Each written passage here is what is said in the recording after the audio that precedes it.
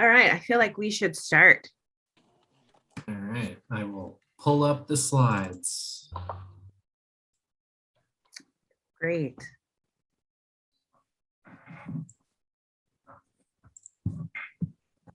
Great, so we want to welcome everybody to the Equity Advisory Group October meeting. Welcome, welcome, welcome. Thank you for your time and participation. Closed captions are in English and Spanish. English closed captions are available within Zoom and YouTube. Users can follow this link to view both English and Spanish captions in a separate browser window. So you go to ibr.news/captions. How to access closed captions? At the bottom middle of your screen, you should see a menu of options. If you can't see the menu, hover your mouse over the bottom middle of the screen. Click on the CC icon, closed caption, and a separate window with captions will appear.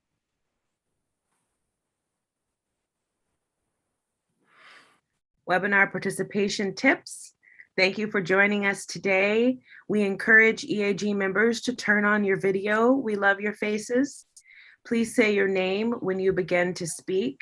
And if you experience technical difficulties, please contact the program staff at 360-329-6744.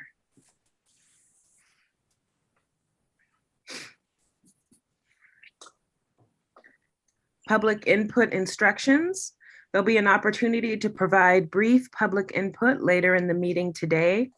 To submit input after the meeting, email comments to info@interstatebridge.org with EAG Public Comment in the subject line, or call 888-503-6735 and state EAG Public Comment in your message. And I'll just quickly note, that's where we get the comments that I just sent out a couple hours ago. Any of those we provide to you before these meetings, ideally. Great, thank you. So for today, we have our program administrator update with Greg Johnson, our IBR climate program overview and discussion, fall community engagement plan, and an updated draft of the equity framework, public comment, and closeout. All right, Greg Johnson, for our program administrator, for our program update. All right, thank you, Dr. Hunt. Well, good afternoon, everybody. It's my pleasure to be here with you. I apologize for missing the last meeting. I was stuck in an airport in Salt Lake City. So it's good to be with you guys. And first off, I want to thank everybody because you guys have put in some hard work in looking at our equity lens on whether it's design options, whether it's screening criteria. Folks have been putting in excellent work, so I want to thank you for that. So we're actually looking at later this week of rolling out for the first time. It's going to hit the public is our design options, along with the screening criteria that some of you have helped with shaping. So this is getting down to the nitty-gritty of the project, because the design options are going to help define what the IBR solution will look like. So those design options will speak of what type of high capacity transit, how many lanes going across the bridge, interchange layouts, and things of that nature. So this is a critical time with the ultimate rollout of those answers coming in sometime in January. So we are in a critical part of the program, and we're thanking you in advance for the hard work that's coming up over the next couple of months. One of the highlights of the last month was we had a visit from the Federal Transit Administrator, Nuria Fernandez. So she was in town looking at both groundbreaking for the Red Line extension in Portland, as well as the a BRT opening on, now I'm forgetting the name of the route. But anyway, she was in town and she actually came out to the bridge to do a tour of the bridge. And it was an excellent day. She got a chance to see the bridge up close and personal and see some of the issues of trying to now make this a multimodal corridor. So it was a great visit. She spent a couple of hours there at the bridge with us. One of the other exciting things that happened this past month was Janelle Bell and myself were asked to participate and make a presentation on the equity efforts that we are putting forward on this program at a national small business conference. So we had some high-powered folks from the US DOT attending that meeting. And once again, it was our privilege to be able to present the unique things we are doing with equity on this program. So we spoke about the work that this group is doing and the equity framework we laid out. So we received a lot of good questions and folks who are interested in using this as a model on other projects around the country. So it's been a busy couple of weeks. Folks are still pouring through data and looking at modeling and how we're going to get to the IBR solution. So the team has been extremely busy. We're meeting every week with the transit agencies as we're talking about what the high capacity transit mode is going to be. So, the name of the BRT route in Vancouver was Mill Plain. So that is a new BRT route through Vancouver. So this is,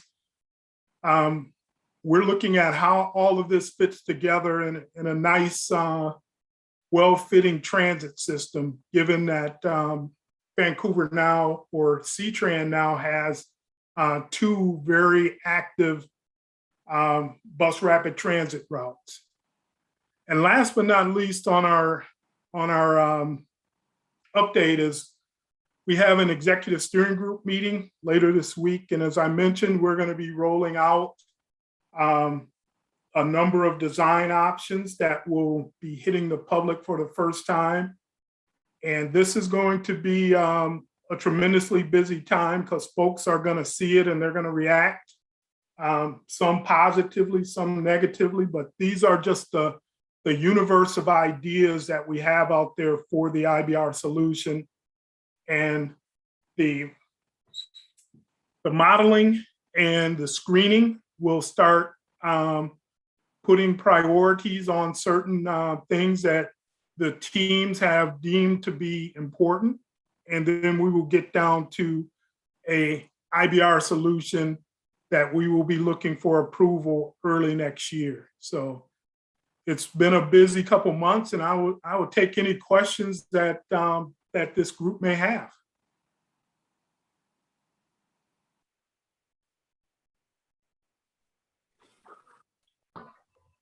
Nobody. Well, I will be around for the entire meeting. If you do have questions that come to mind that I can answer for you, I would. I'd love to take your questions.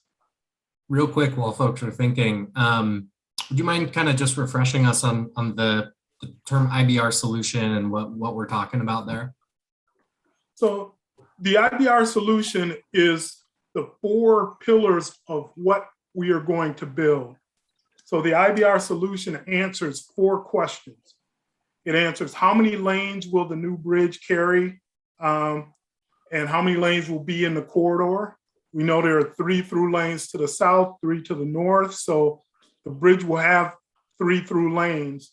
The question is how many auxiliary lanes to handle ramp traffic and keep it separate from through traffic movements.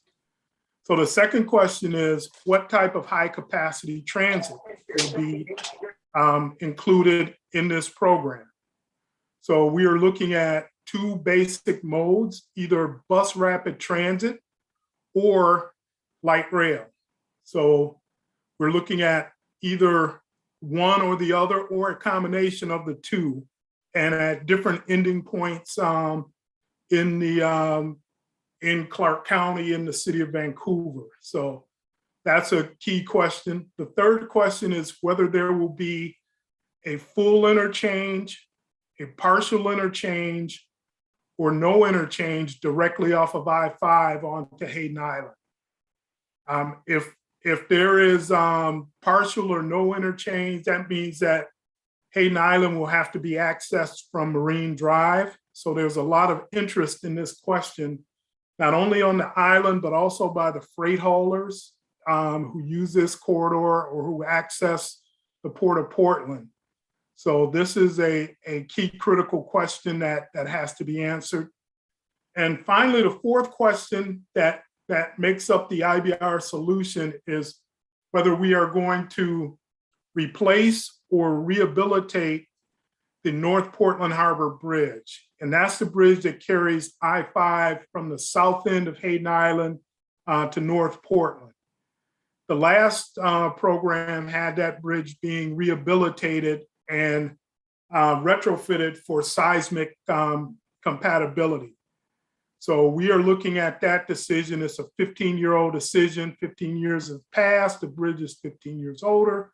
So we're looking at what makes sense to make this the seismically resilient corridor. So that's a more of a technical question, but it still is key critical to some of the floating homes that may be impacted by either one of the solutions. So it's a question that we are taking seriously and looking into in great depth. But what those 4 questions, and we call them the 4 pillars of the IBR solution, there's a lot of other things that will go along with that, but these set the boundaries or the guardrails of what will be built. So it's really an important time, and we hope to have that answer and the ability to move forward by early next spring. We should have that in front of all of the groups, including this group, as well as our executive steering group and our bi-state legislative group. So that is the IBR solution. Greg, this is Matt Hines. Hi, Matt, how are you? I'm good. Good to hear your voice. I just had a question. It's really exciting that we're getting into kind of the pieces where we start to kind of in our minds and physically put together the new project solution. And I just wanted to just ask if we kind of have our, I guess our ducks in a row, our infrastructure in place for giving us some sort of physical renderings for like people like myself who are blind or other people who are blind or low vision to interact with, because I know that these decisions are coming soon. And so it can take some time to get some of those renderings back. And so I just wanted to see if we had any kind of updates as to where we are with that. So we are working with our design team on some renderings that will give options as to the type of bridge and some of the potential architectural treatments that will be made. And we understand that we are serving a audience that has in some cases limited sight or no sight whatsoever. So all of our renderings will be in a form or fashion that will be able to describe or texturize what we are looking at building. So our teams are aware of that. And once again, we want to make sure that we are practicing our equity principles, not only to external groups, but to the groups that we have created. So we're hoping that before the end of the year, you will start, some of those ideas will be out in the public sphere so folks can start getting excited about what this can be. So thank you much for the question, Matt. Yeah, I'm looking forward to getting my hands on some models. Thank you. Excellent. Any other questions?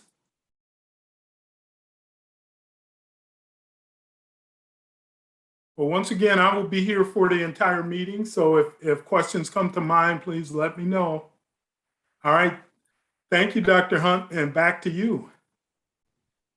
Thank you. Thank you, Greg.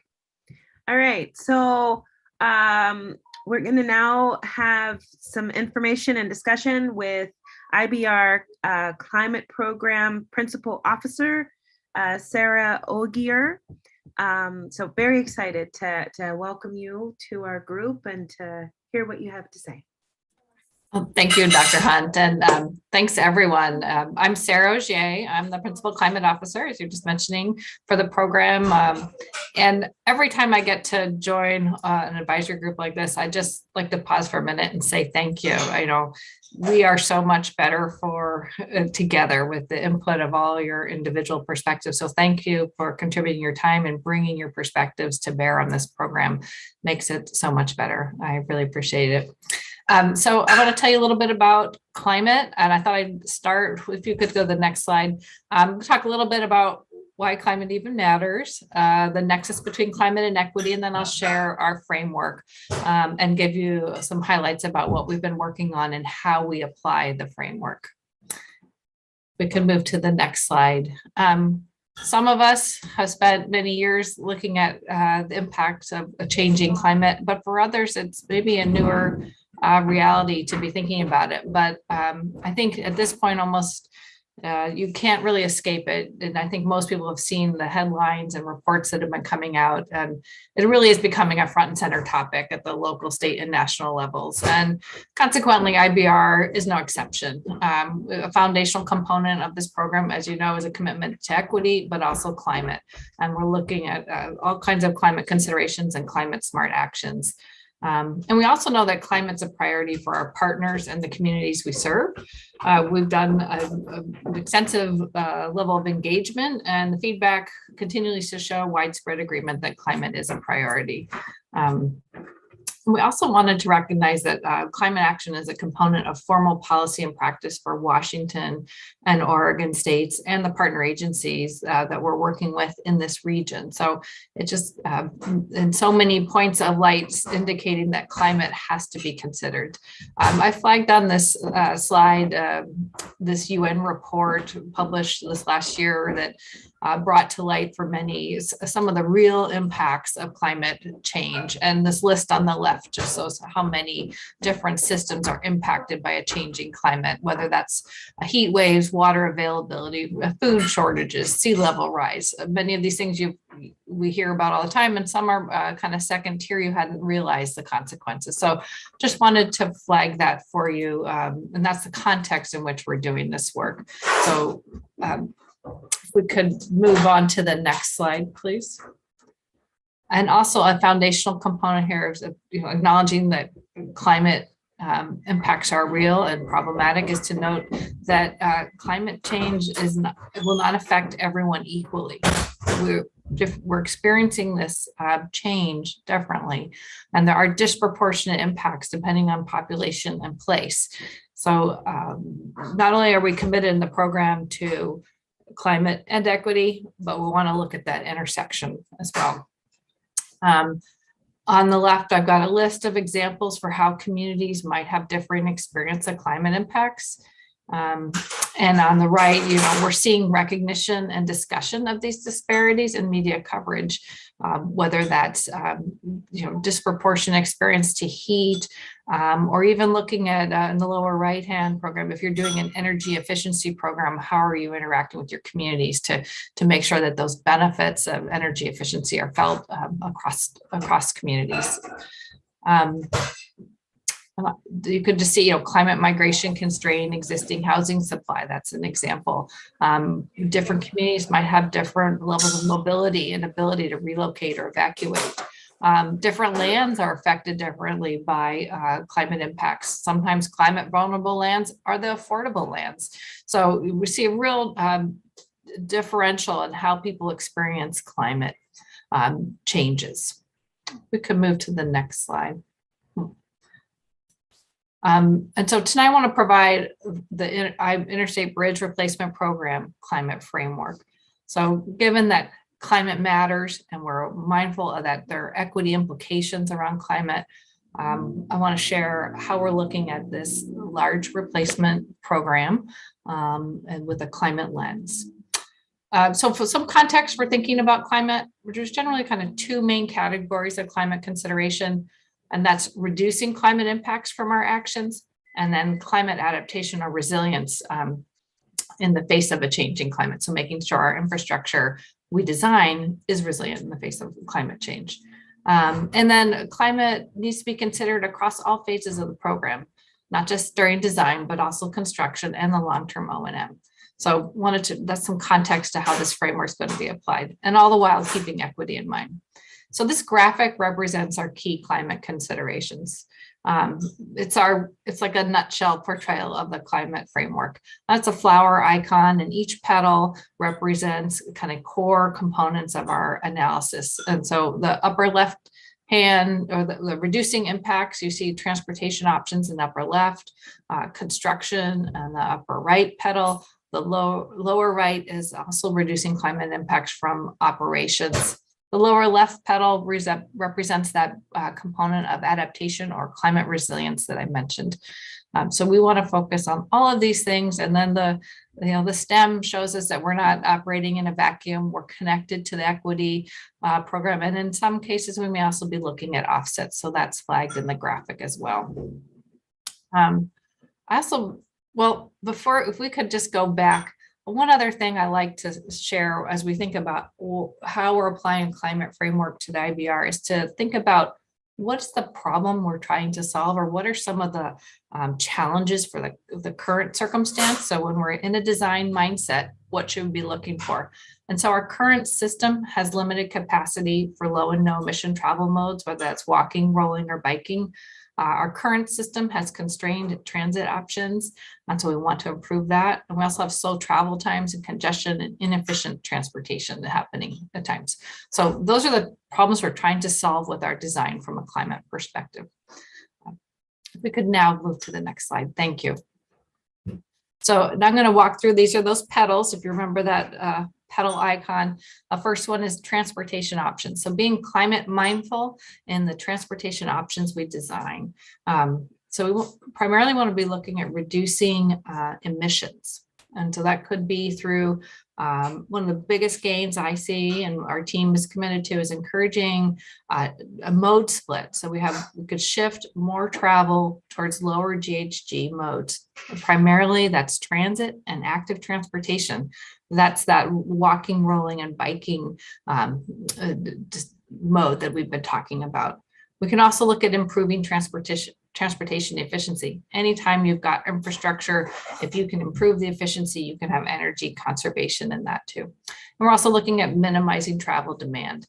So are there trips that people don't need to take because of things we can do to make their communities more walkable, for example, so that they don't need to drive all the way around the interchange to get to the other side of the highway, but instead there's a nice passageway, for example. And those are how we look at transportation options in a design mindset and a way of reducing climate impacts. If we could move to the next slide, I'll summarize the following petal, which is construction. We'll be looking at reducing construction-based emissions, and that's methods and materials. We have lots of choices there for low emissions approach. Also our equipment and vehicles we use for construction. We make choices that have an impact. We could be looking at sourcing materials locally as a priority to reduce transportation. We're establishing a zero waste goal for demolition so that we can have all the beneficial resources are recovered during demolition and just redistributed for beneficial use where possible.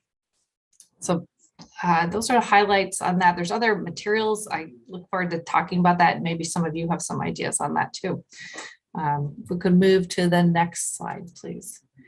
For maintenance and operations, well, again, we want to reduce emissions associated with our maintenance and operations. So that could mean life cycle cost during our design, so that analysis shows which materials, like in this following bullet, might prioritize due to their durability, and that would make a maintenance interval fewer and farther between, and that conserves energy. We'd be looking at renewable power supply, high efficiency lighting, of course, and then electric vehicle maintenance fleets. Just a few examples on this slide to give you a flavor of how maintenance and operations choices have a climate nexus. We could move to the next slide, please. I mentioned also offsets. We're striving and focused really on reducing emissions. However, offsets could be considered for some unavoidable emissions. We're going to be probably looking at offsets for construction or ongoing operations. We'll be evaluating that. And there's a range of potential offsets. We could look at, higher than traditional tree planting. We could contribute to local efforts to reduce urban heat islands. We could partner with local carbon sequestration efforts. And there are other options as well. Those are just some examples. We could move to the next slide. This is that final petal. We call it climate resiliency or adaptation. And this is looking at how will this infrastructure operate in a future and changing dynamic climate. We can anticipate some environmental changes and also perhaps some behavioral changes. So from the environmental perspective, we want to design for performance and resiliency in a range of environmental conditions resulting from an evolving climate. So think increased storm intensities, increased river elevation, maybe lower river elevation, increased temperature extremes, that's maybe heat or ice. And then plant survival, of course, is another notion that we've all had to come to terms with in this changing climate. From development and behavioral changes, we need to consider how the climate might change our future growth at population centers. Might it drive changes in development patterns, for example? Examples we've seen in other locations is, climate refugees and an influx of new residents and how that affects development. You could see a shift of development from areas of increased flooding, or in our state, we've seen this increasing concern around fire and smoke, wildfire season now we call it. There might be changing work patterns in light of a changing climate. So how will all of these things change our future transportation needs in this region? It's something to consider as we develop this design. If we could move to the final slide there. So I've walked you through the core elements of the climate framework. And I want to speak to where and how this will be applied. So we're going to want to apply this across all aspects of the program. And here's some specific examples that we've been working on, and design options, screening criteria, program level performance measures, and desired outcomes. I note these two initially, they're right up front, and this has really been something we've been focusing on this fall. So it's been a big effort of engagement with partners and with the program team, and excited to be making progress on that. And then we'll also be looking at additional environmental impact analysis and mitigation. And in the coming year, in 2022 and beyond, we'll be doing NEPA work. There'll be further design refinements for bridge, highway, and transit design in the coming year. There'll be construction specifications and procurement strategies. We're looking at intergovernmental agreements and community benefits agreements that might speak to, among a variety of community interests, perhaps some climate interests as well. And you've heard Greg, I believe, talk about both the IGAs and other program commitments. In one way, we are building a structure but we're also building a community, and there's lots of ways that we can interact with this community and bring lift and legacy to this community, so we leave it better after this project. So there's lots of ways we could look at program commitments that might speak to our climate interests and your climate interests. So that's a highlight of what we've been working on and how the climate framework works in general. I'd love to take questions. I'd love to hear from you if there's you have an idea of how climate and equity intersect, and if you have ideas for how we could better tie the equity framework and the climate framework together. So the floor is yours.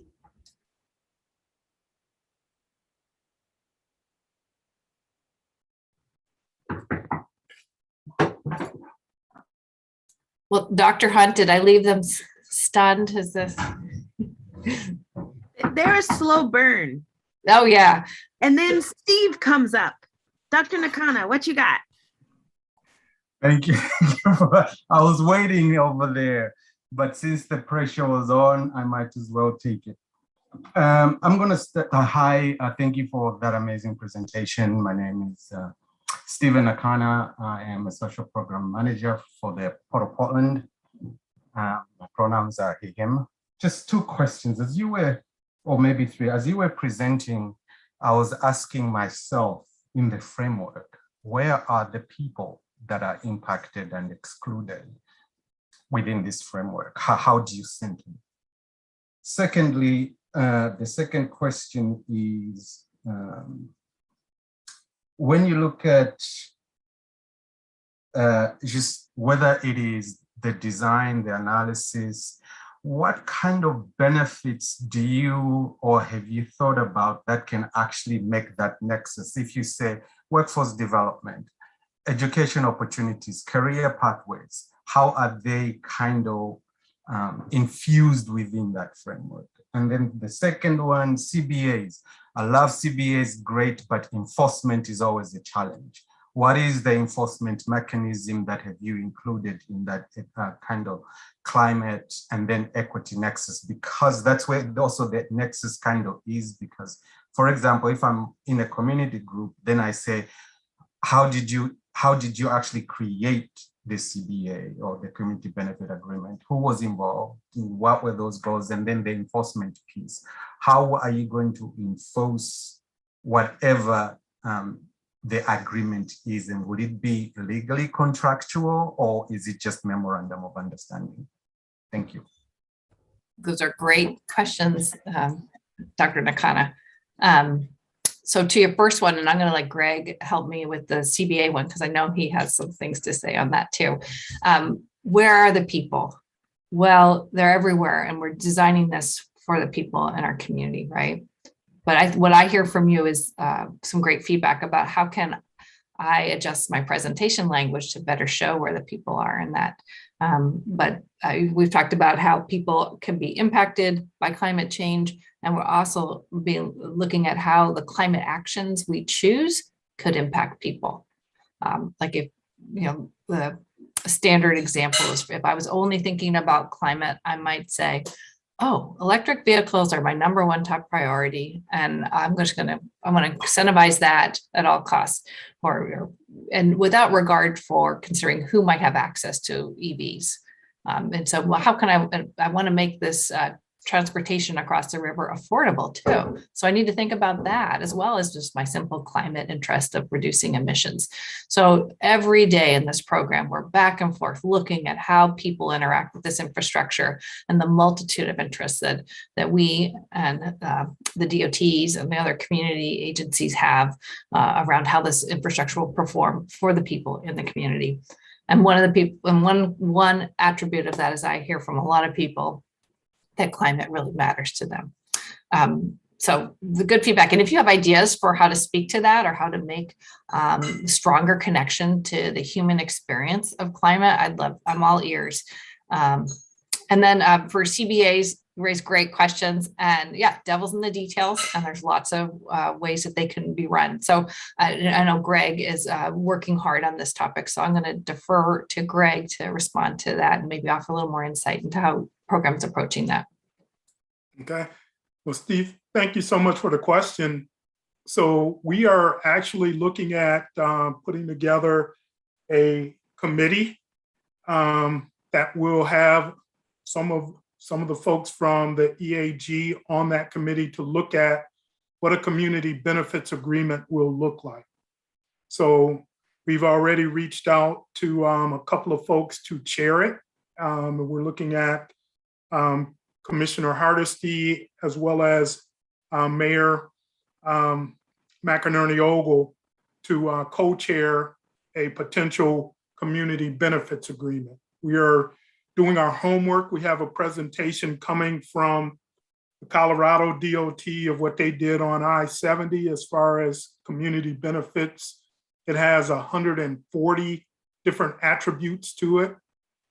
So how we will enforce it, the first thing is that we will put these commitments in what are called green sheets or commitments in the environmental document.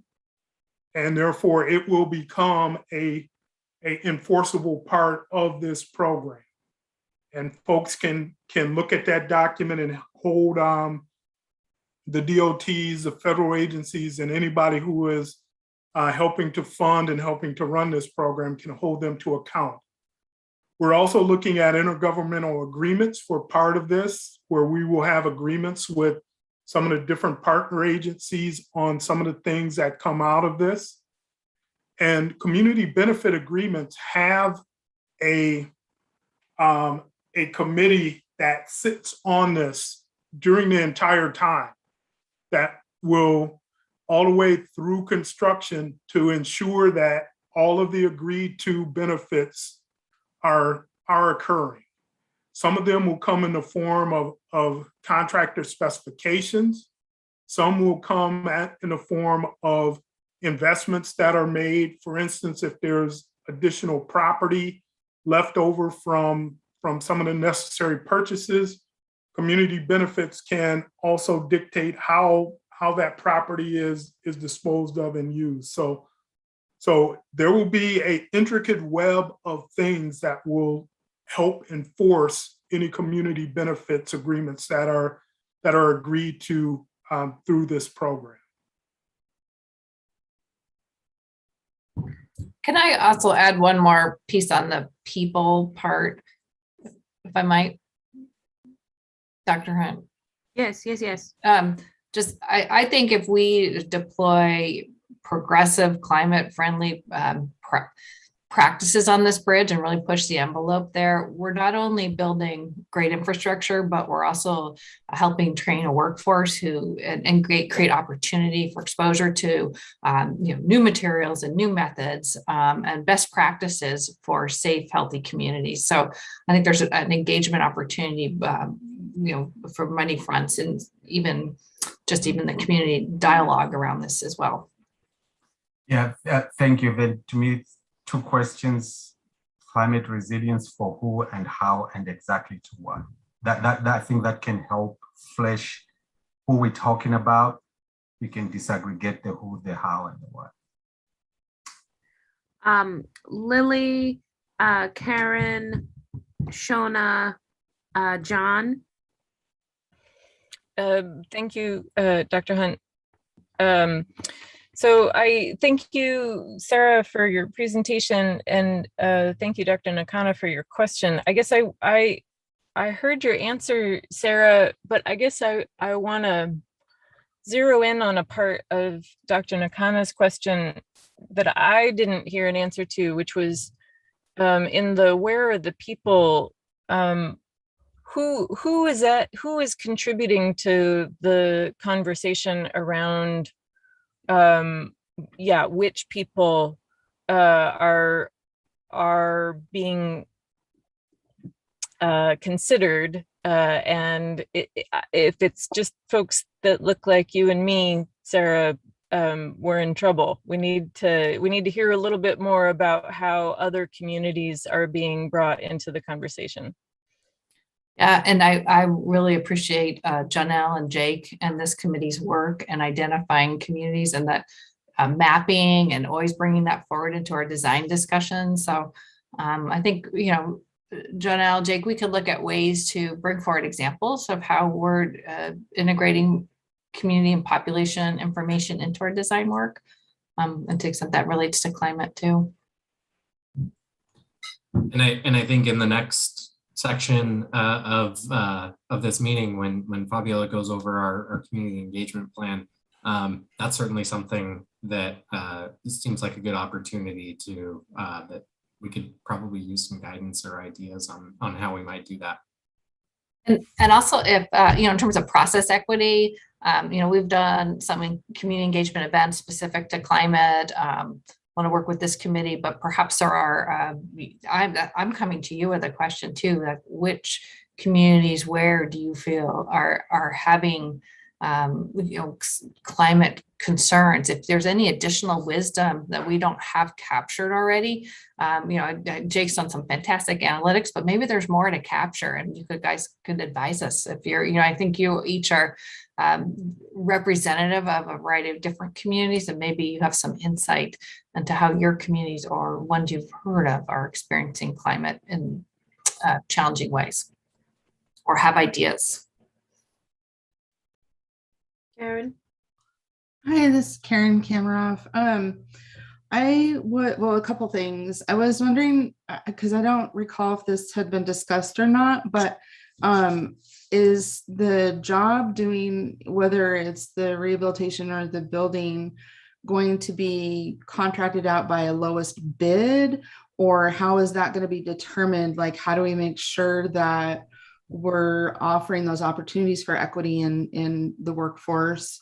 And the other, just as a resource, I just wanted to name Wisdom of the Elders, located in Portland, as a Native organization, that they do provide both knowledge and workforce on doing like Native or Indigenous plants and trees, which I really want that to be considered when looking at landscaping and stuff, to not go with things that are not environmentally friendly or use like a lot of or don't do well here, but rather the use of Indigenous plants. And so they're a really great organization that provides both education as well as they teach and do interns with like younger Native youth to provide them job skills and stuff. So I just wanted to name that as a resource.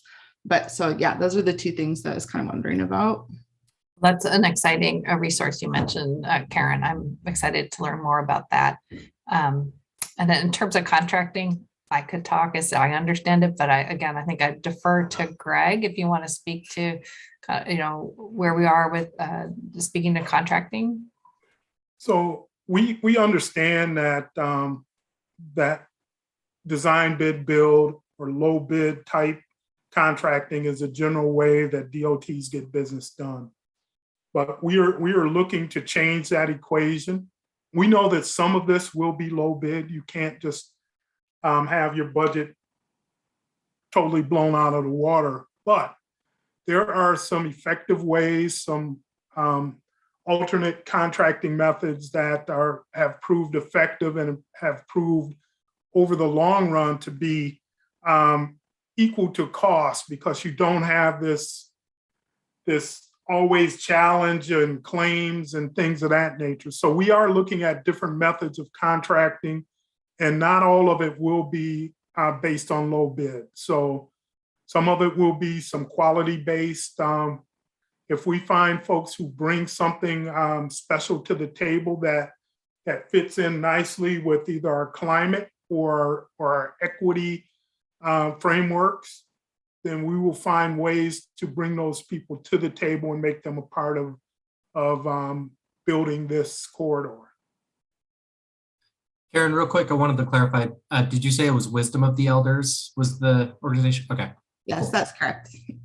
Yeah, that sounds like an exciting opportunity, because we are looking at, we're going to have a lot of landscaping to be done in this corridor. So I'm sure we will be able to find some things that can be helpful in a two-way relationship.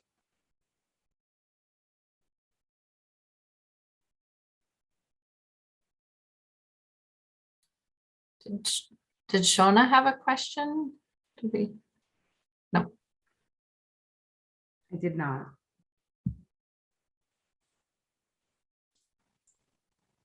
You're I see on Meg. mute, Roberta, but I believe you just said John. I did. John, then Meg. Thank you. Sarah, can you hear me? Yes, I can. Excellent. I want to go back to some of the things you were saying around climate, and I'm wondering how much we know about the current climate footprint of the bridge and the traffic and whatnot, and what the projected increase could be or could look like, let's say, over the next 10 years, and how this project's green approach is going to improve that, especially as we get closer to the design that Greg spoke to next winter, when we're weighing electric bus versus wind-powered light rail and all that kind of stuff. Will we know that, or will we know enough, or how much of that will go into the final design? And will we be in a position to see a pre and a post project, sort of carbon footprint on the project?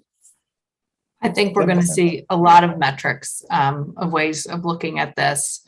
And John, I'm also curious to see that. We don't have all the information yet. We're compiling it. We have our previous planning effort had a lot of information, and we're capturing current and recent traffic data, and we're doing forecasts. It's all part of this big team effort. We're doing a lot of analysis, and I'm hoping that we'll be seeing more of that in the next couple of months in terms of greenhouse gas, for example. We can talk about kind of baseline and where we hope to go. I think that's potentially of interest to you. So more to come on that. I guess I don't know, Greg or Jonelle or Jake, if you had an additional comment on that. But maybe that's a future presentation. We could come back and talk more about that as we get more details on the design. So we have some folks who are experts and nationally renowned in what the future of transportation looks like as far as energy usage, whether it's going to be electric, how it's going to be driven, how the roadway could possibly generate power and charge electric vehicles as it's going through the corridor. So all of those things are being looked at. We're probably at the 5,000 foot level of getting to the IBR solution.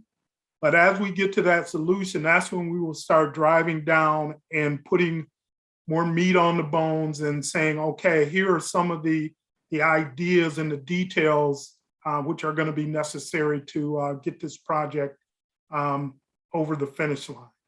So a lot more to come. It's, if we think about that pedal, I showed you, which transportation choices will we be offering?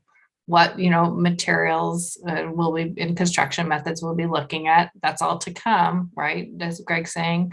And then what are the consequences and choices we're making for long-term operations and maintenance? So exciting. We're on the beginning of an exciting path of making a lot of choices and having some options to choose from for climate and a whole bunch of other interests as well.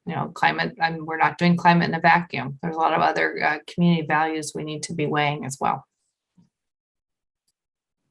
Meg. Hi, this is Meg. I wanted to touch on something you chatted about, Sarah, was about the zero waste goals for demolition of the bridge when it comes to actually tearing it down.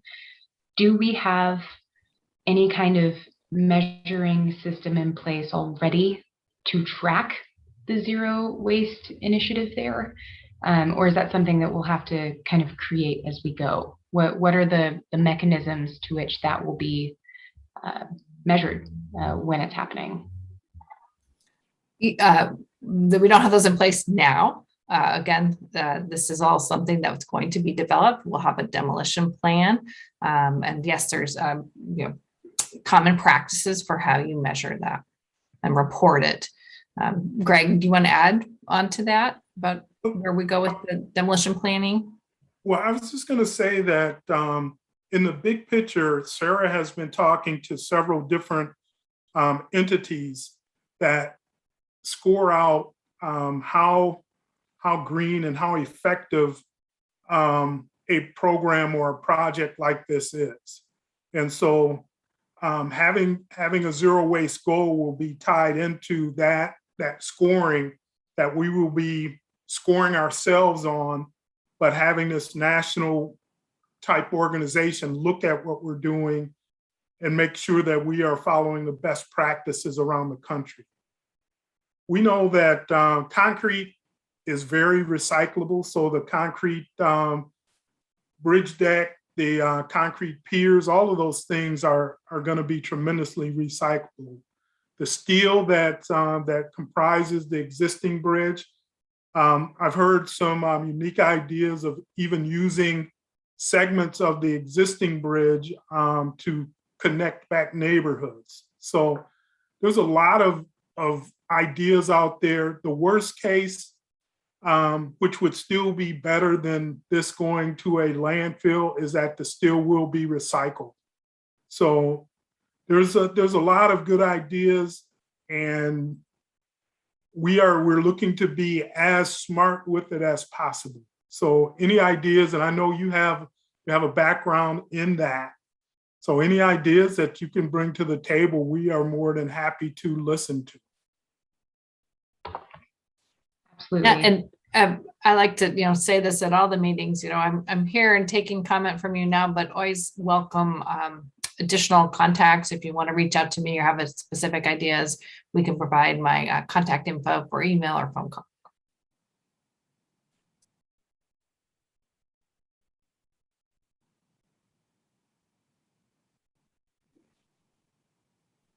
All right, I think we can wrap up for right now.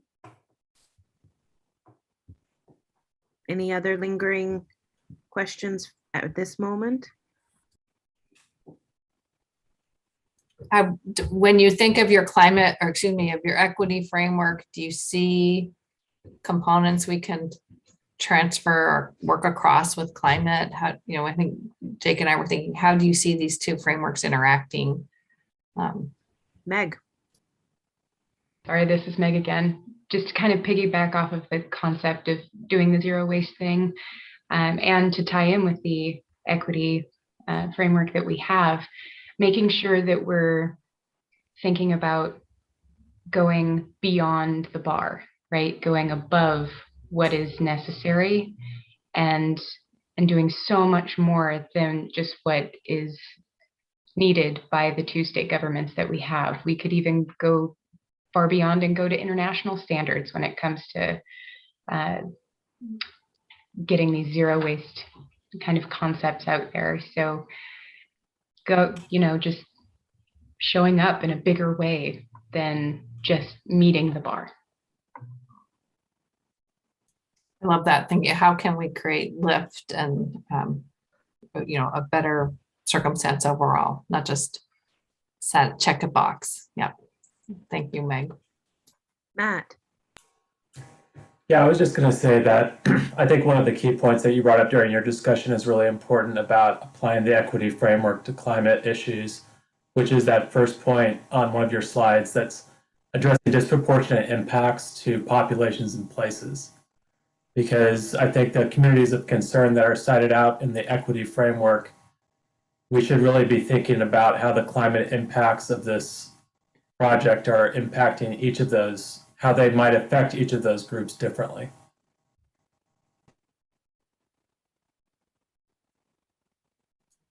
And also I would think, like, what's their kind of baseline current experience of climate conditions that might be further exacerbated by actions we take or better improved, right? I agree with that. One thing that that I've been telling folks, and this is just the editorializing. We have folks who are against this program, against seeing anything happen here. The upside of what we do here is going to be so tremendously impactful, whereas doing nothing is going to continue to degrade the environment. It's going to continue to be a drag on equity. So I tell folks, this program can be a blueprint for how this area can pull together as a region to do some smart and important things. So this is important, and we're treating it as such. And and to Meg's point, we're not looking just to hop over the lowest bar that's set. We're looking to set a high bar for equity, for climate, and the nexus of those two issues here in this region. All right, so Dr. Steve, and then I think we need to move on. Okay, sorry. No apology. I'm just saying. Was the question to say, do we see alignment from the equity framework and the climate framework, right? Did I catch that correctly? So how do we?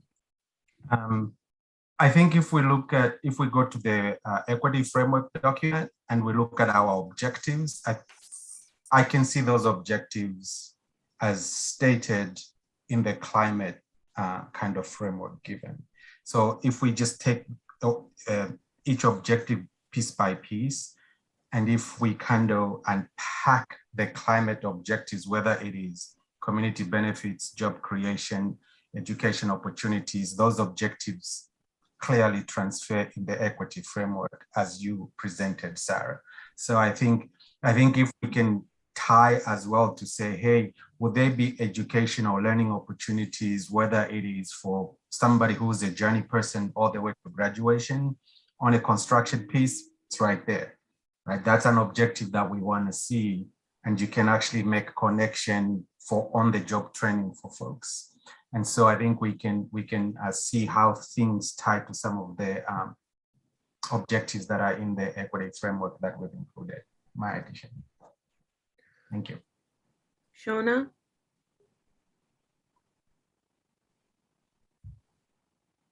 No. All right. All right, great.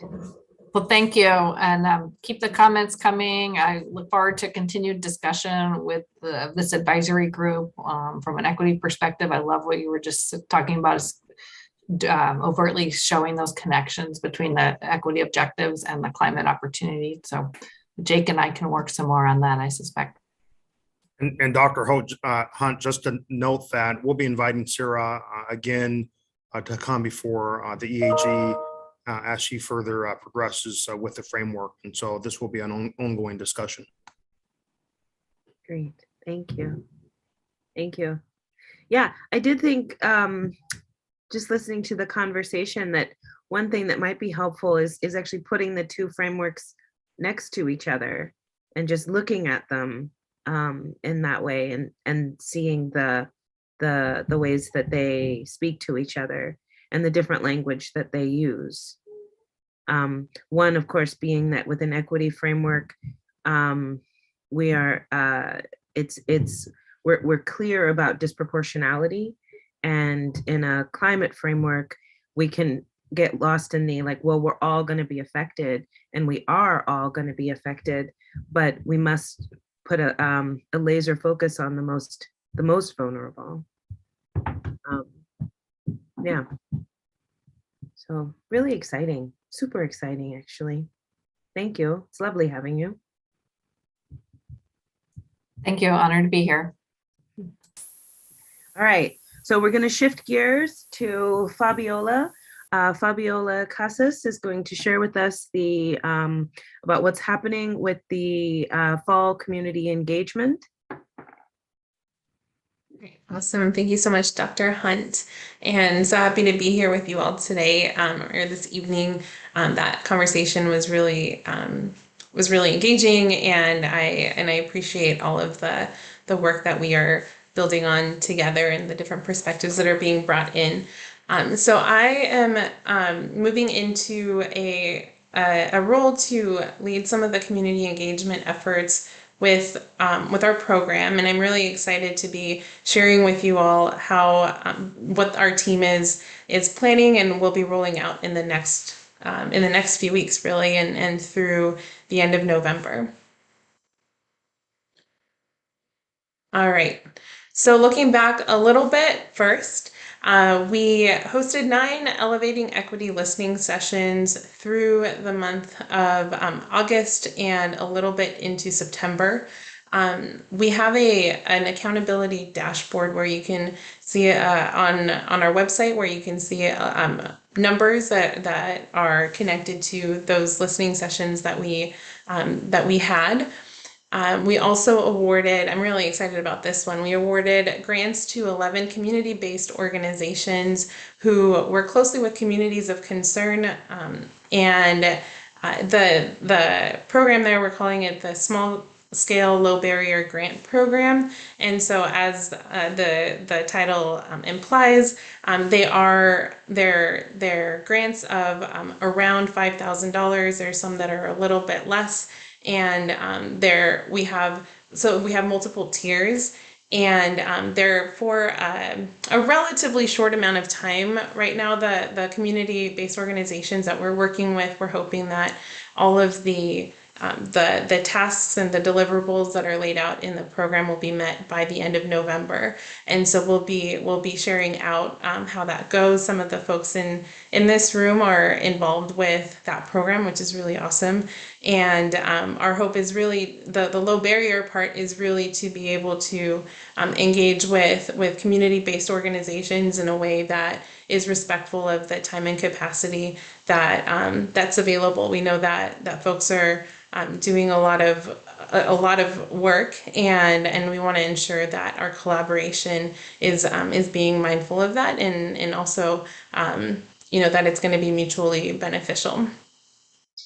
We also, over the summer, early in the summer around June, we started the recruitment, as you all know, of the community working groups. I believe that we've talked about this before. So we got those launched, and the groups are meeting and talking about, are meeting around these 4 topics: active transportation, Hayden Island Marine Drive, downtown Vancouver, multimodal commuter, and they all have had their first round of meetings, and we have a series of second meetings. I believe that the multimodal group has already met twice, but all of the dates are online. So if you all go to our website and under events and look at the calendar, you'll see when all of those are scheduled for. And if you have the time and interest to be able to check out how some of those conversations have been going. So the topics that have been discussed include existing conditions, user experience, and priority for program improvements.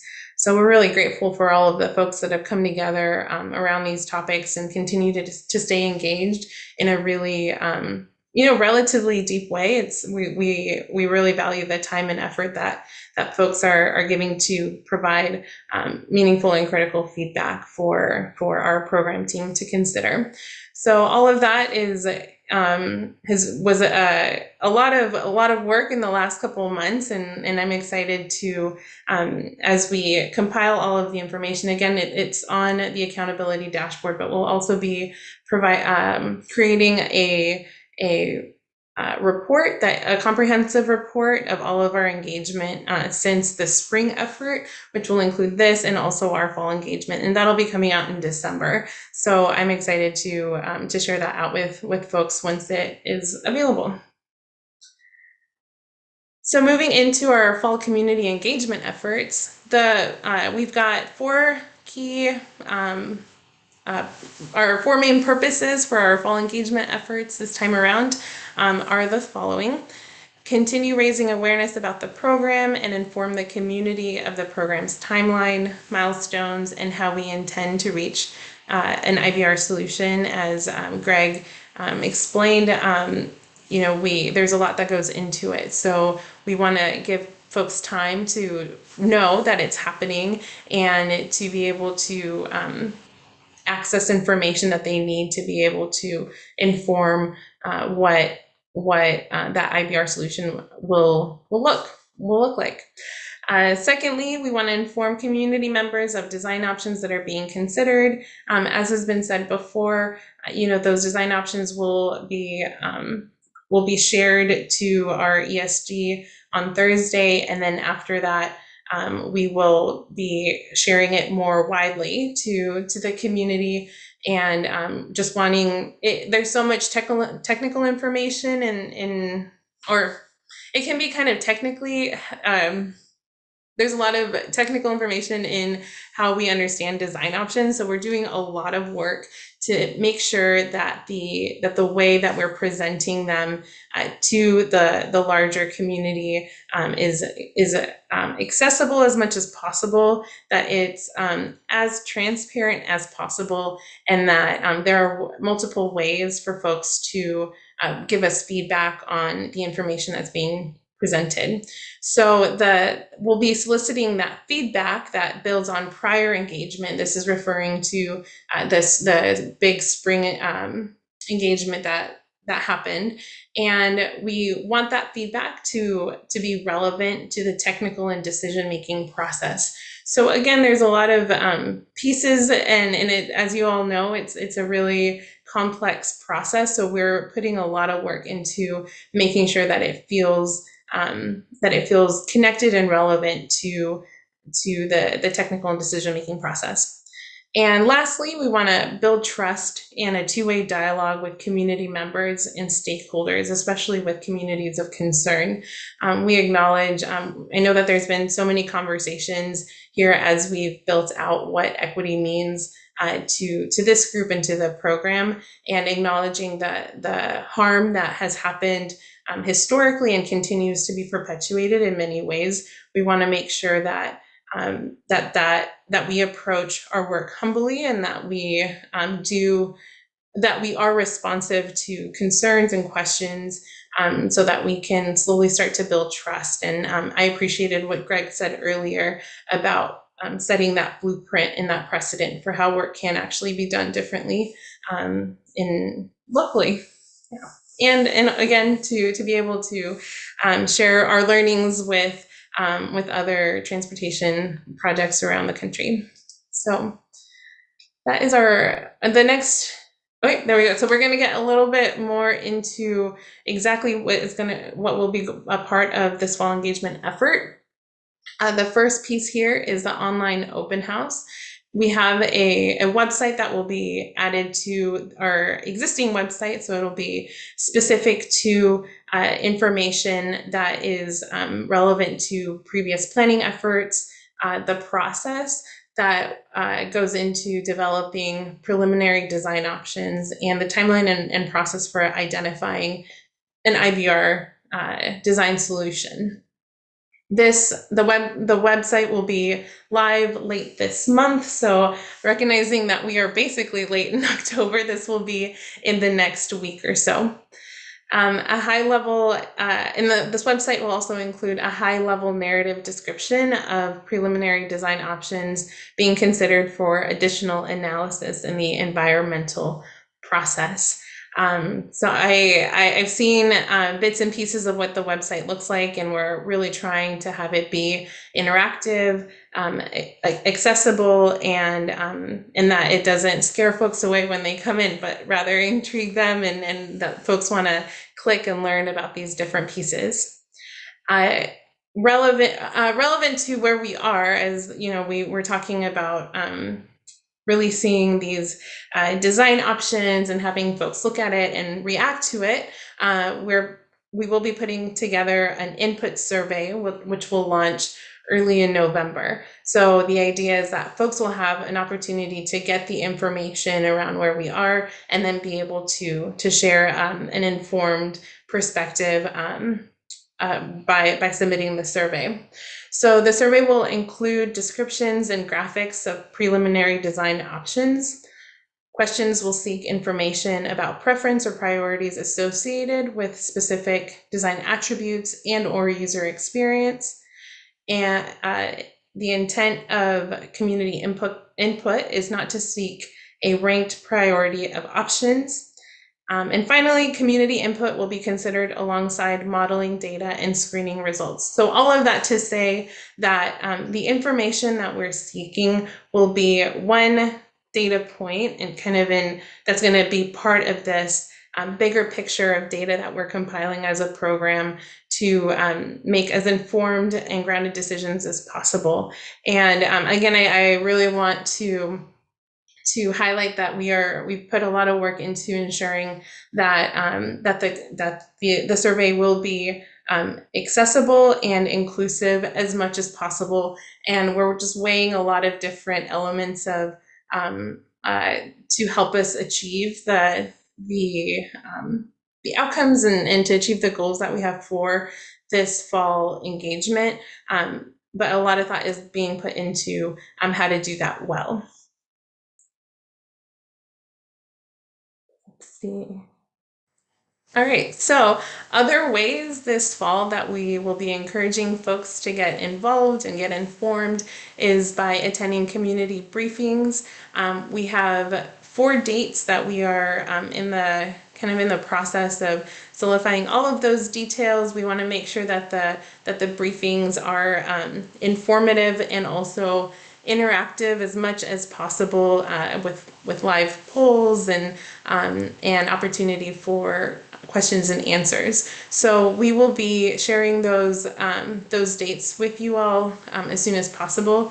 I'll make sure that hopefully we can send those out in an email to you all once they're finalized and confirmed. That way you can share them with your networks as well. We will be having 4 CBO co-hosted listening sessions with BIPOC communities, people living with disabilities, limited English proficient communities, young people, and always acknowledging that there are so many demographic identity points and folks that carry multiple. We are hoping to have diverse representation of a lot of different identities within each of these, with the focus within each of these the categories that I just mentioned. We're going to have a presentation to Bi-State Legislative Committee on process for identifying an IBR solution and preliminary designs. We, again, as I mentioned before, we have the community working group meetings up and going. We're right in the middle of them, so they're meant for us to get feedback on these preliminary design options. Fabiola? We will have a freight focus group in coordination with the ports. And finally, a comprehensive community engagement report. As I mentioned before, we will have that available in early 2020. I'm hoping to have it all wrapped up by the end of December, so that we have that out and available for you all by 2022. So that was a lot of information. Oh, go ahead. I want to make space for 2 or 3 questions. Mm-hmm. It's very comprehensive, and there's a lot of information on the slides. So I want to also direct people back into the slides. But is there anything that you want to ask Fabiola directly? Masha? Hi, thank you for that information, Fabiola. I'm just curious about the surveys. Who would these surveys go to? Just kind of general community or communities? And what languages will the surveys be available in? Thank you. Yeah, great question. So we will be distributing them far and wide. We hope to design them in a way where they are as relevant as possible to the folks that are. So that's a great. The short answer is that they will be going far and wide, and we're putting a lot of thought in how we can have it be to feel relevant. And so just acknowledging that each community, and the different elements of the designs will feel more or less relevant to certain folks. But we're putting a lot of thought around not only the format, but that content and the user experience there. The languages that we will have them in, we will be translating the survey into 8 different languages, and I can share those too if you're wondering about a specific language, Masha. But those 8 languages will be available, and they align also to the languages that we have our website translate into. So all of our documents as well, our fact sheet, all of the materials that go with this fall engagement will all be translated into those 8 languages as well. Are folks interested in me reading out what those are? Or yeah, okay. If there's any other questions, I'm happy to take that, and I'm gonna just pull those up really quick.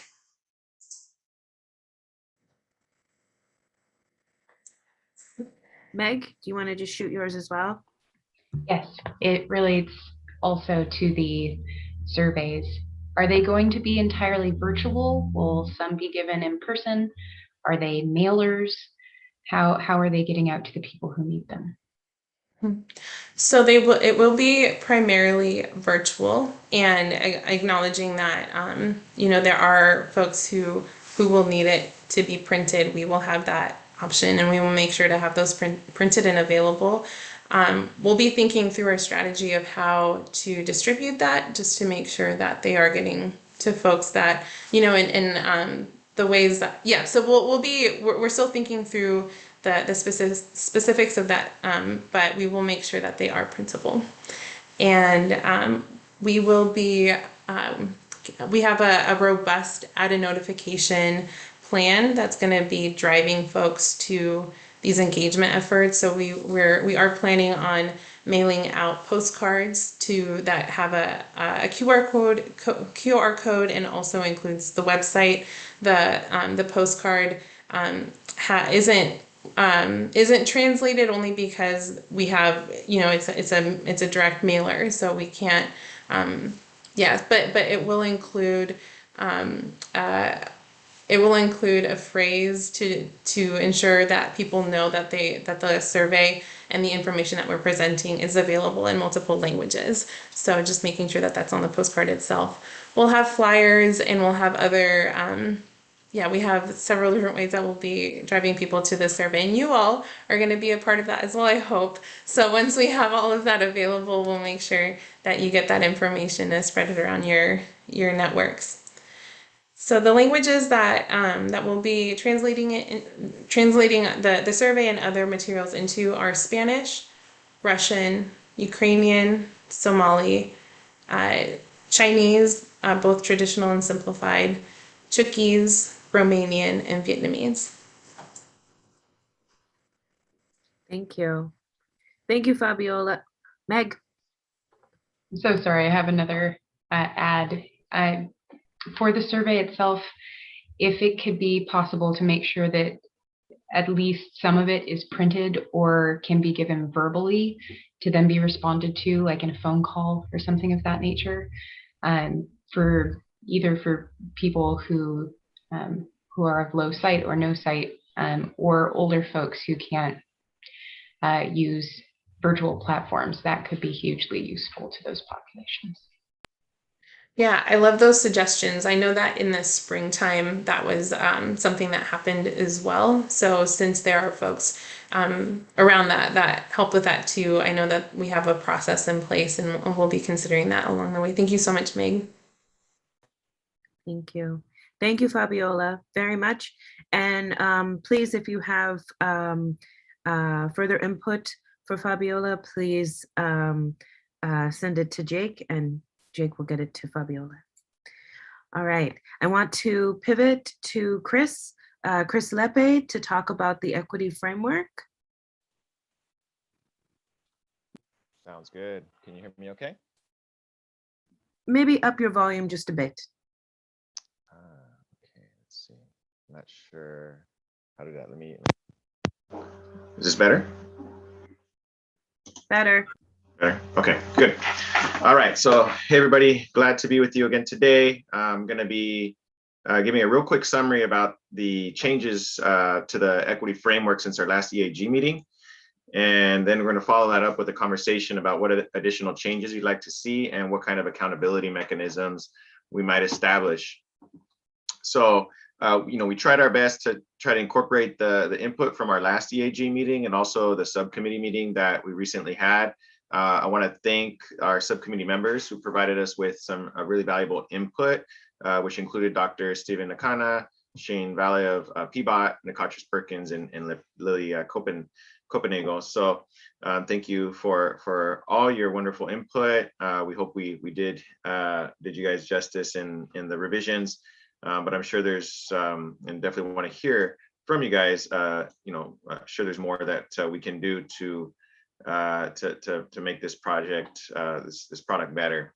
So in terms of the things that we added, we created a greater detail regarding implementation, and that really starts on page 8 with a description and a graphic of the IBR program structure, including where the EAG sits in relation to other players.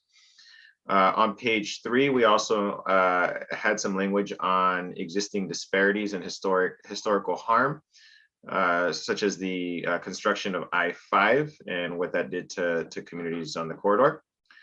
On page 4, we have in a couple other places, we have a little bit of a disclaimer regarding the purpose of the framework and kind of contextualizing that a little bit. And then also added, or going to add, we're going to add an accountability mechanism section, which will build off of our conversation in just a little bit here. In terms of modifications, we move the equity definition, principles, and objectives portion of the document up, and then the operationalizing equity section down below. So we kind of swap those sections, and it seems to flow better based on that tweak. And then we also had some language tweaks, including the tightening up of the equity principles on page 6 and 7. And finally, we removed, for the most part, we removed marginalized and communities of concern from the document. I did catch a couple spots where we actually still have the term marginalized, so we can continue to extract that language if folks would like. And we really included more language speaking to the context of the project, so a little bit more of sort of kind of painting this understanding that these terms are, it just sort of depends on from one geography to the next, and based on time and what communities and stakeholders we're talking about here. And so, I mean, part of the context of this project is we're dealing with 2 different states and multiple communities and 2 departments of transportation. So one question that still remained with the subcommittee members when we met was, what are the terms that we should be using for this project? Do we want to, continue to hone in and basically decide on what we should be using or provide a recommendation? And then finally, we did remove some of the terms in the glossary that were not used, and then added in the document, and we added a few additional terms as well.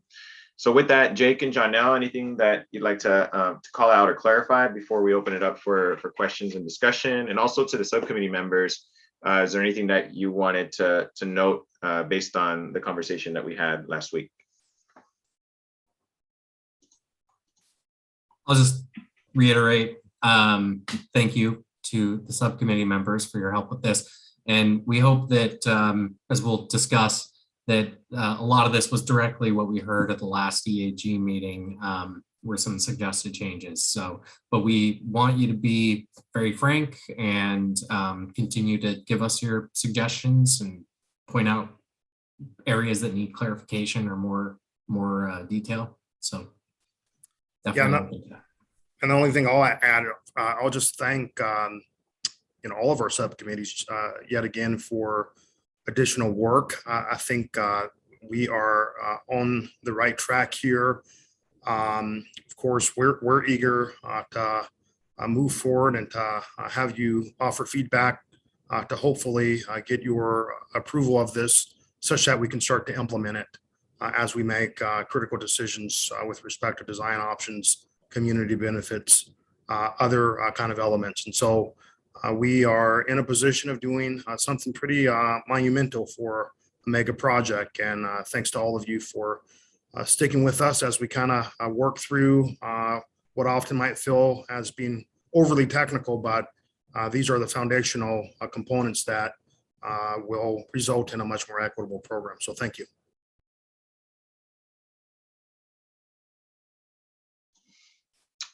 To the subcommittee members, anything that you wanted to add on? Stephen, Lily, If not, we can jump into discussion. Okay. All right. So next slide, please. So we're going to be breaking up into small groups, and the 2 questions that we're going to be exploring is, do the changes address comments and concerns raised at the last meeting, and anything further you'd like to see before this is finalized? So is there anything else that you feel will really make this a powerful product, as we talked about before?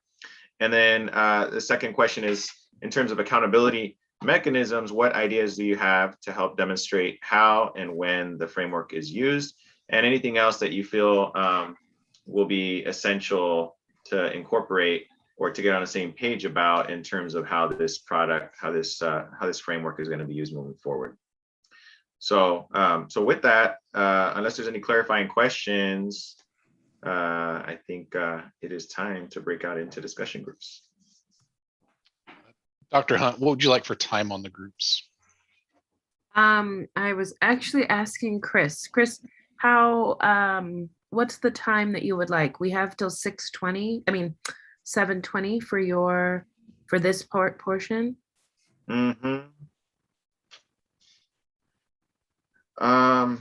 Gosh, maybe what do folks think? 10 minutes? Does that work, or should we try to do 15 and then a real quick share out? 10. 10 and 10. Okay. Yeah, Facilitators and timekeepers will just have to be tight.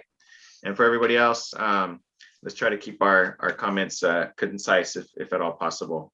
Sound good? All right. I'm gonna open the rooms now, everyone. Thank you.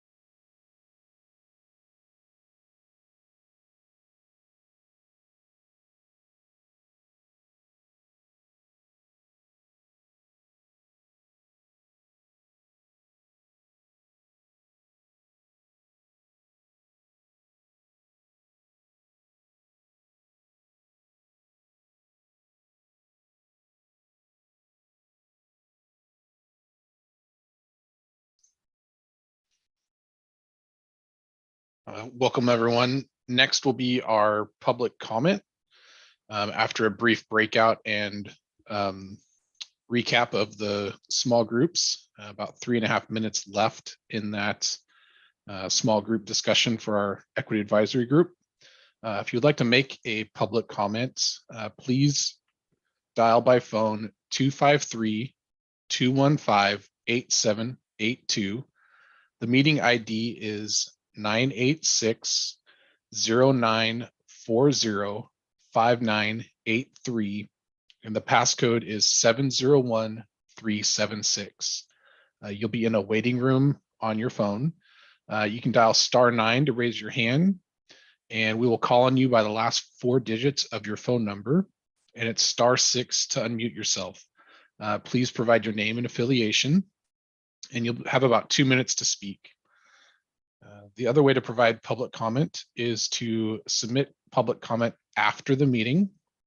You can fill out the comment form on the program website or email your comments to info@interstatebridge.org with EAG Public Comment in the subject line.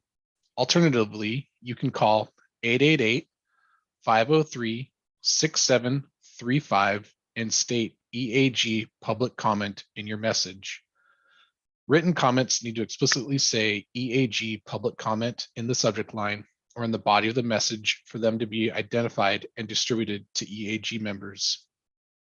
All written comments must be received prior to 48 hours in advance of each upcoming meeting in order to be distributed to advisory group members. Comments received after that point will be distributed to members in the advance of their next meeting. And I'll put up the slide again for what number to call, the meeting ID and passcode. So if you'd like to provide public comment, we would encourage you to call the 253-215-8782, enter in the meeting ID of 986-0940-5983 with a passcode of 701376.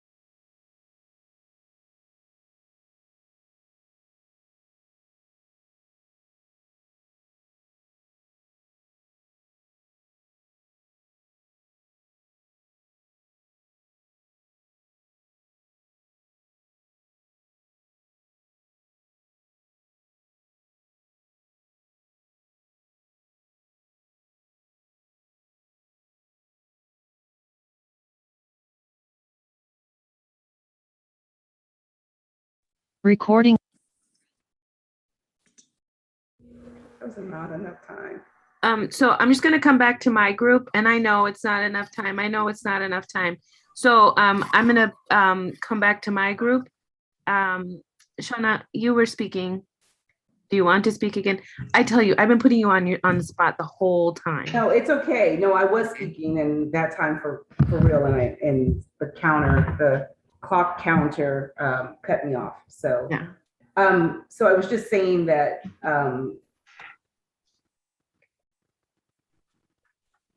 our accountability measures we should set very clear, concrete goals for how we're gonna hold ourselves accountable. And this is across all partnerships and agreements, benefit agreements, and then make intent explicit in those agreements.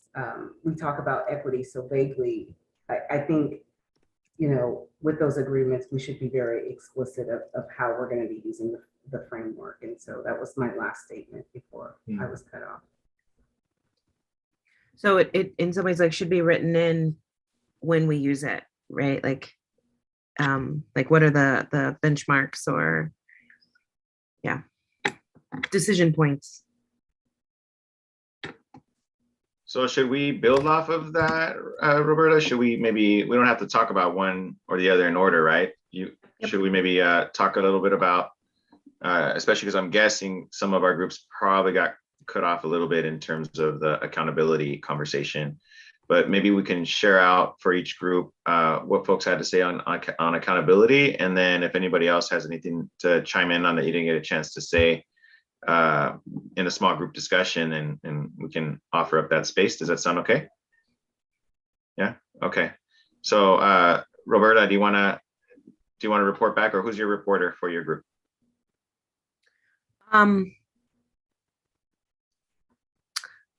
Who took notes? Fabiola. Okay. There's a Yeah, so for the first question, the conversation was around so folks that were a part of the subcommittee that worked on the framework, and just reflecting back that that most of the feedback that was given was incorporated, so that was appreciated. And we had a question about one piece that wasn't incorporated and why, what went behind the decision to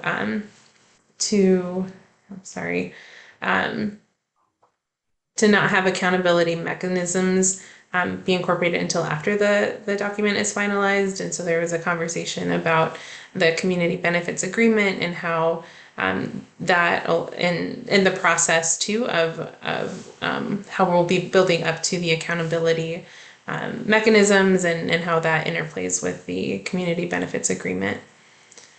I should clarify on that point that the intention is not to add the accountability mechanisms after it's finalized. That's part of that'll go into the document before it's finalized. But then it's also finalized is a little bit of the wrong term, because it will be a living document that I think we go back into, but the accountability mechanisms will be part of it. Just want to make that clarification.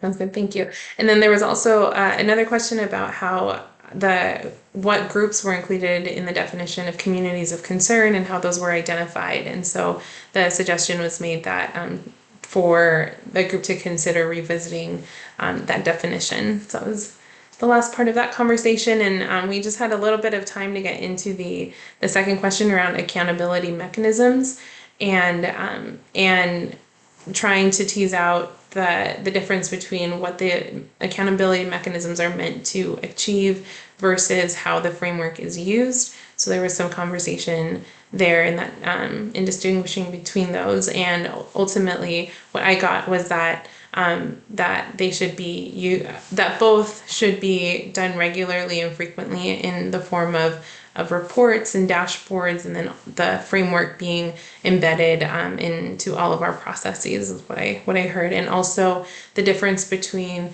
kind of having equity as a broad way that we think about how we're doing our work, and having the accountability mechanisms be really specific and clear, so that it is possible to hold ourselves accountable to what we say we're going to do. Anything that I missed?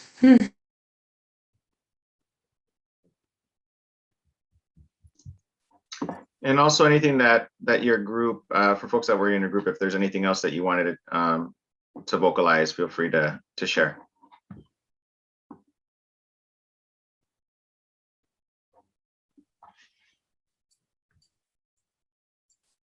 It's good, I think, to go to another group. And before we do, I just had a quick clarifying question. When you said what groups were included in the communities of concern definition, what was there something specific that? Yeah, a specific example that was brought up was the LGBTQ plus community and why or why not that group wouldn't be included. Got it. Okay.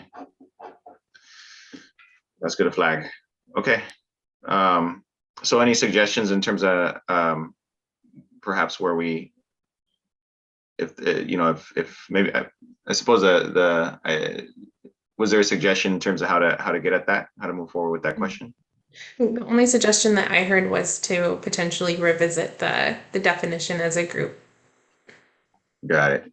Okay, that's what I would think too. So that sounds good. All right, great. Janelle, did you want to report back on our group? Yeah, and I'm just real quickly, Brent, do we have any folks sign up for public comment? We don't have anyone waiting, no. Okay. So we might have a little bit of time. So what we talked about in terms of accountability is that the framework needs to be used in our contracting compliance efforts. A lot of conversation relative to how it could actually be used as a good faith effort example, that the framework can be used as a checklist that contractors need to adhere to. Contractors will have a whole list of items that they'll have to adhere to, that adhering to this framework could be one of those contractual components. The other thing that we talked about was that the framework needs to be used to guide the program's big decisions, that we need to require all of our technical teams to use the framework, and that we should also be using the equity lens to help guide the program's technical work. Anything from the group that I was in that I missed? I thought that was great. Thanks, Janelle. Can I add to that as well, is when you're talking about compliance, contract compliance, I'm imagining that some folks, some contracts, they're not going to be familiar with this work. And so the flip side of that is how this project provides support in helping them develop, their understanding of what equity would look like in their work if they're not there. People are just so on a different journey with this work. And as you're bringing folks into the table, I think that's not only an assessment of whether it's a good contract for you, but also being able to have internally some support mechanisms for folks along their work with this project. So Shauna, there will be oversight of contractors, and I've been around in my entire adult life, are motivated by two things, either sticks or carrots. So you have to balance your goals with sticks or carrots. Sometimes it's all carrots. Sometimes you put an incentive out there and they will strive to get it and they will do it well. Sometimes you have to take the stick out and force them to do it. So it'll be a combination of things depending on how good the contractor is. Some come to the table with even better ideas than we may have. So we'll be looking forward and having quality assigned points to contractors for the ideas that they can bring to the table.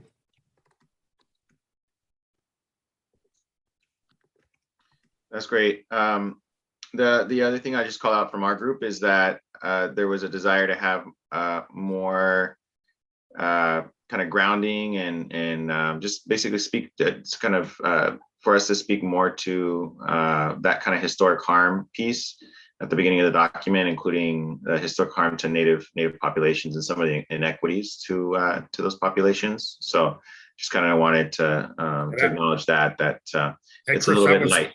Chris, that was on the first question that we haven't. That was on the first question, correct? Yeah, we haven't covered that piece yet. Oh, sorry. Okay. Did you want to report out on that too, Jonah? Yeah, happy to do that. So to the first question, which is, do the changes address comments and concerns raised at the last meeting? Anything further you'd like to see before it's finalized? We had a really good conversation that we really need to have more of an emphasis on the rich history of our Indigenous community. and the impacts to the burial sites as well as displacement that the community experienced. And so that's something that we need to emphasize more in that historical context piece. We also talked about that folks really like that the revisions address the inequities that we are collectively trying to lessen, that we need to highlight the historic inequities that have occurred in Clark County. We talk a fair amount in terms of Multnomah County, but unfortunately there's been consistent inequities also in Clark County. And then someone made the comment that I was very happy that we removed the term communities of concern as a positive revision. Other thoughts?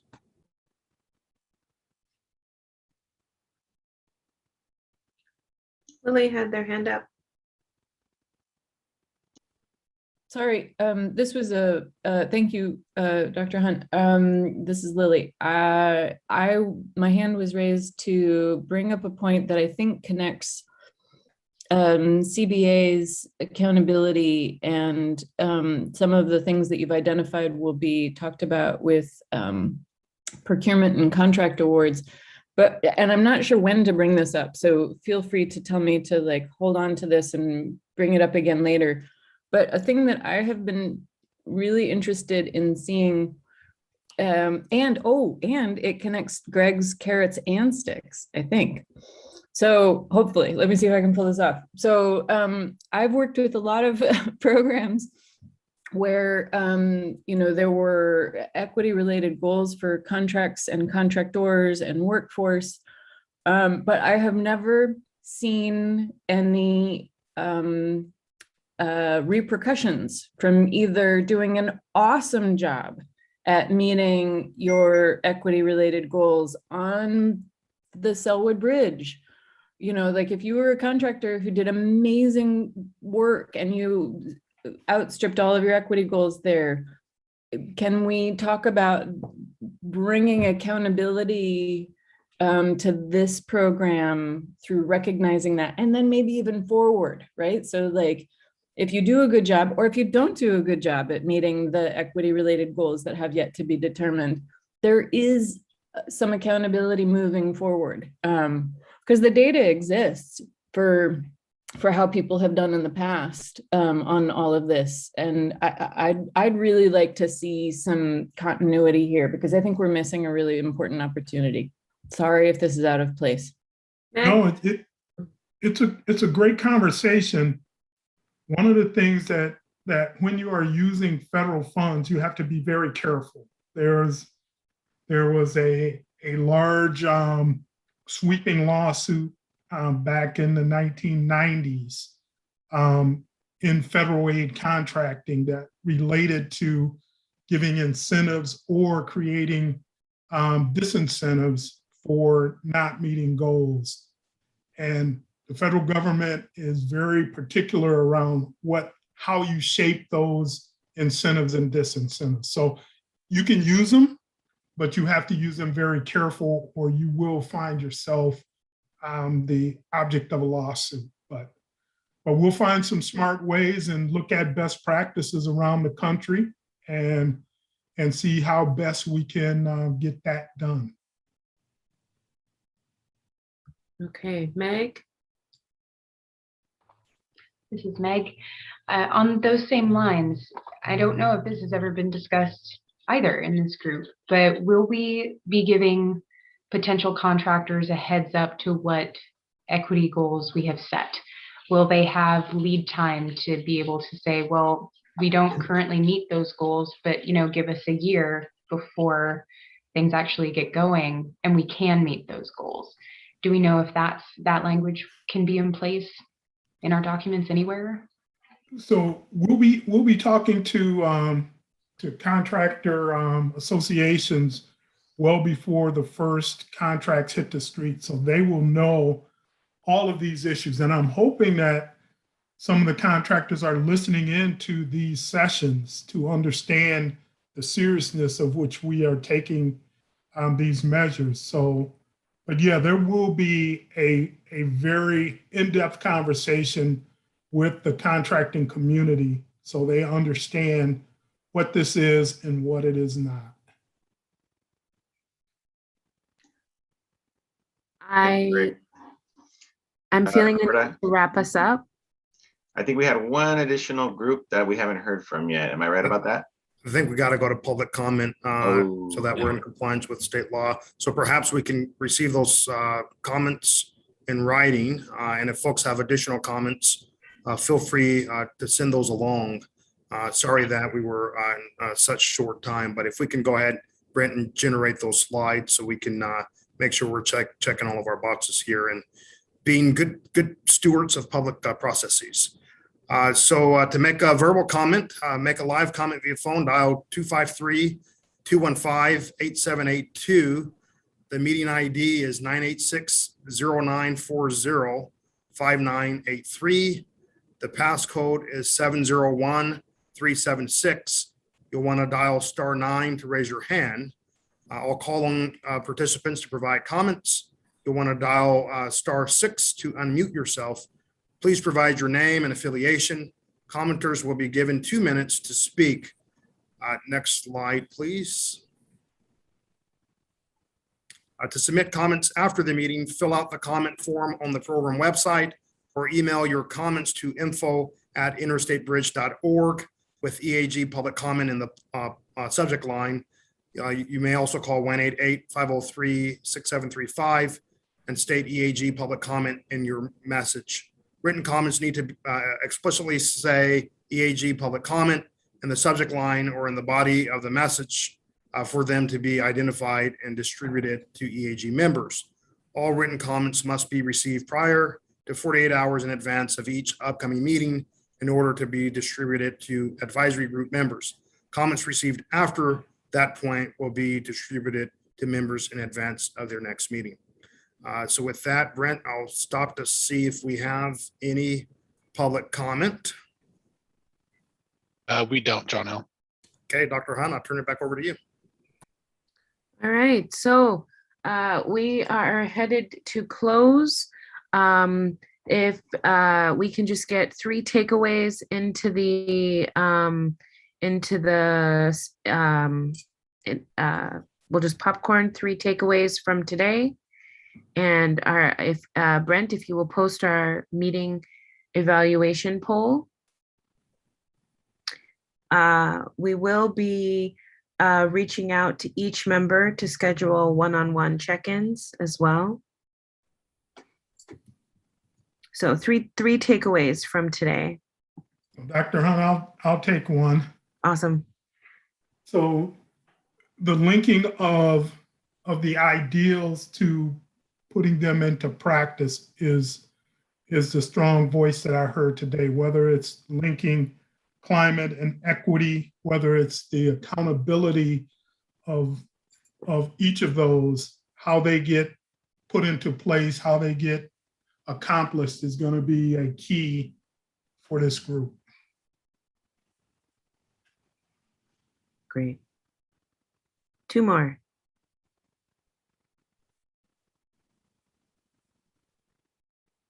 I'll chime in, Dr. Hunt. I'll say that I am Nina Jones, and I am the Civil Rights Compliance Manager for the IBR program. And I really do love compliance. This is what I do. I know a lot of questions came in around compliance. And I just want to put it out there to the other EAG members that please feel free to contact me at any time if you have any questions about how I kind of go about and how that's done.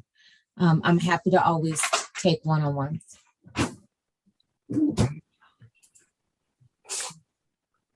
One last voice. I have one takeaway. This is a large project and there's so many moving parts. And I just want to say thank you to everyone who's working behind along. I mean, you guys are really doing a phenomenal job thus far. So thank you. Yeah, props to y'all, to everybody. All right, so our next time we get to be together, November 15th, 5:30 to 7:30. We'll be talking about performance measures and community engagement report out.